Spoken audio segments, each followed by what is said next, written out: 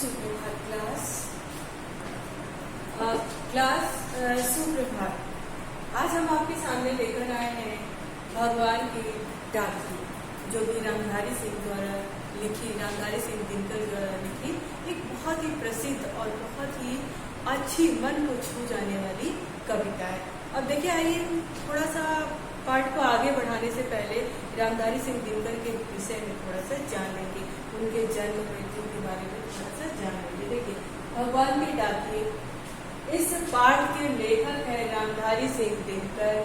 जन्म 15 सितंबर, मृत्यु 24 अप्रैल 1974। ठीक है, जन्म इनका 24 अप्रैल 1908 को हुआ है। ठीक है, जन्म 15 सितंबर 1908, मृत्यु 24 अप्रैल 1974 ईस्वी में। स्थान इनका क्या था? सिमरिया घाट, बेगूसराय जिला, बिहार। भारत में वे तब सिर्फ कितने वर्ष के थे? 55 वर्ष के थे।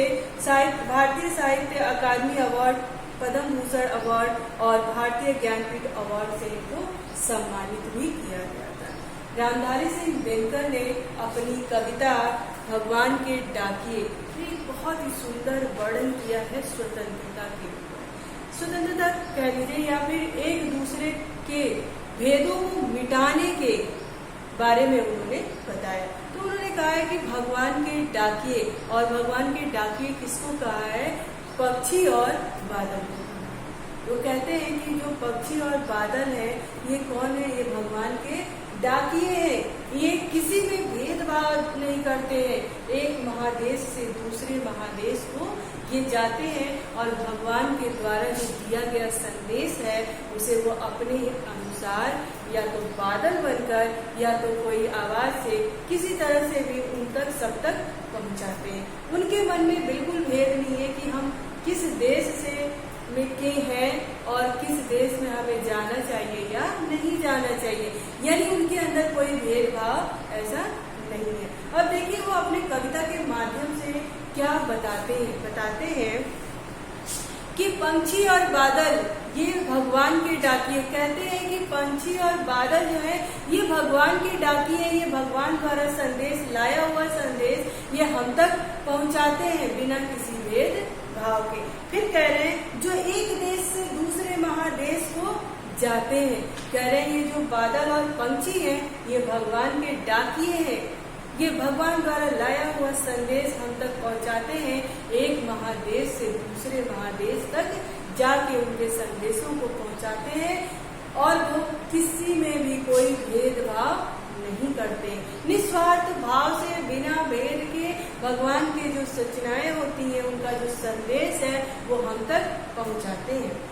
कह रहे हैं कि हम तो नहीं समझ पाते, पर उनकी लाई चिट्ठियां पेड़ पौधे, पानी और पहाड़ बाजते हैं। रामधारी सिंह दिनकर जी कहते हैं कि ये जो पंछी और बादल जो भगवान के डाकिए, ये जो संदेश लाते हैं वो हम तो नहीं समझ पाते, लेकिन पहाड़, पेड़ पौधे, नदियां इनकी चिट्ठियों को बाजते हैं। कहने का कुल तात्पर्य कि उनके में जो परिवर्तन होता है उस माध्यम से हमें पता चलता है कि बादल कैसे उनके किस प्रकार का संदेश लाए।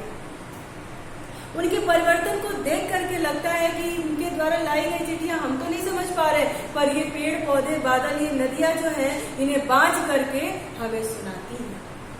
फिर देखिए आगे की पंक्तियों में उन्होंने क्या कहा है। आगे की पंक्तियों में उन्होंने कहा है हम तो केवल यह आंकते हैं। आंकने का मतलब अनुमान लगाना।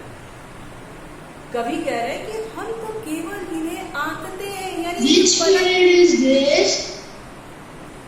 इन्हें तो हम केवल आंकते हैं और क्या करते हैं कि देखते हैं कि ये कौन सा संदेश लाए हैं। बस समझने की कोशिश करते हैं, कल्पनाओं में जीते हैं कि एक देश की धरती दूसरे देश को सुगंध बेचती। कह रहे हैं कि हम तो सिर्फ आंकते हैं कि एक देश की धरती अपने सुगंध को, अपने होने का जो अस्तित्व का परिचय है वो दूसरे देश में भेजती है। हम ये सिर्फ क्या करते हैं? आंकते हैं, आकलन करते हैं, उसका अपनी कल्पनाओं में ऐसा सोचते हैं।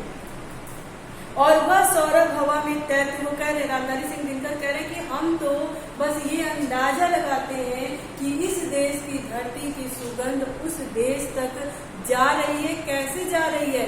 ये जो हवाएं चल रही हैं, ठीक है, ये जो सौरभ अच्छी हवाएं, सुगंधित हवाएं जो चल रही है, इसके माध्यम से एक महादेश से दूसरे देश को इनकी जो सुगंध है, जो इनकी खुशबू है, वो जा रही है। और कैसे जा रही है? और पंछियों के पंखों पर बैठ के तैरते हुए जा रही है।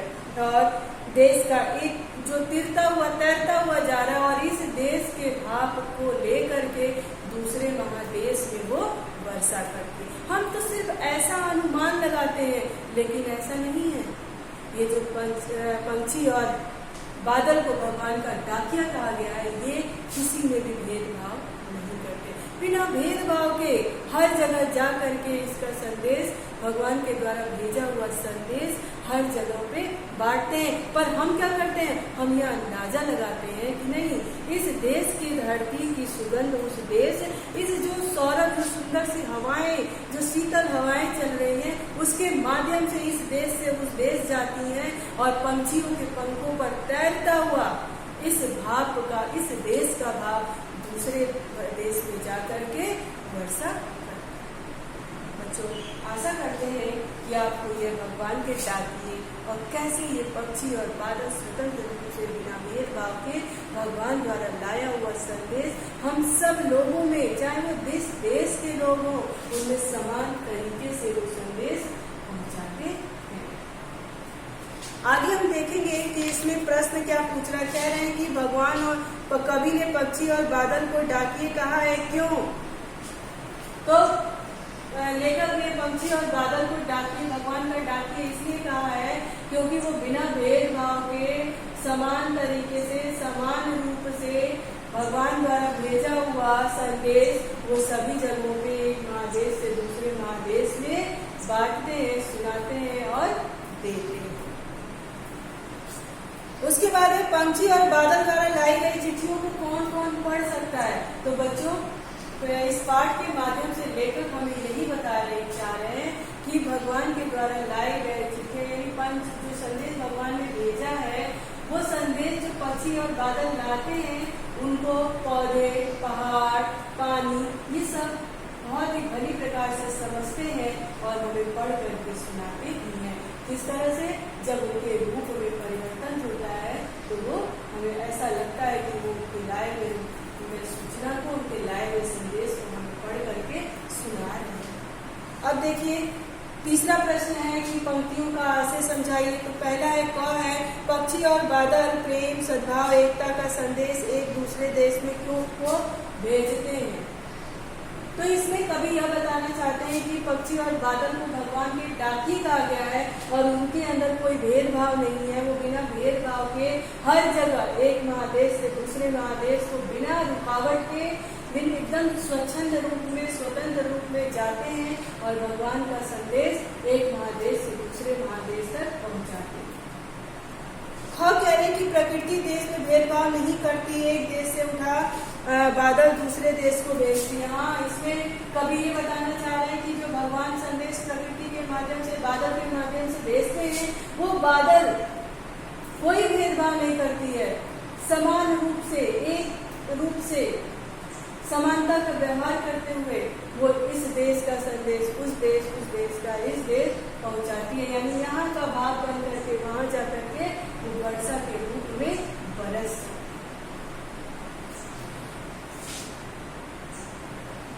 बच्चों, आप उम्मीद करते हैं कि आपको इतना समझ में आया होगा। यदि आपको नहीं समझ में आया होगा तो आप अपनी अगली क्लास में हमसे जरूर अपने डाउट को क्लियर कर लें और प्रश्न पूछें।